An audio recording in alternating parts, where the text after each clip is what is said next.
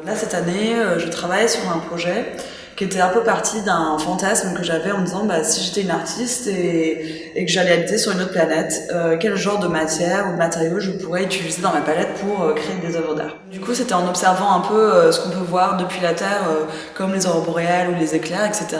Je me dis tiens, c'est un peu des matières un peu étranges, qui sont des choses qu'on peut voir mais pas vraiment toucher, etc. Il y a un dispositif où les gens pourront venir et pourront s'accouder et par conduction osseuse, donc par le corps, vont pouvoir entendre des sons. Donc pour faire de la conduction osseuse, on n'utilise donc pas des haut-parleurs traditionnels comme vous avez chez vous, mais des transducteurs. Et les transducteurs, en fait, on va le poser sur une surface et ça va faire vibrer la surface. Et donc là, c'est une collaboration que j'ai faite avec l'Observatoire Royal de Belgique. Toutes les 15 minutes, il y a les données qui sont mises sur un serveur. Donc ici, en fait, donc on a une espèce de tache rouge qui montre un peu l'activité du soleil. Et donc on récupère en fait ces images-là et on les transforme en son. Donc ici, vous voyez, c'est le son du soleil.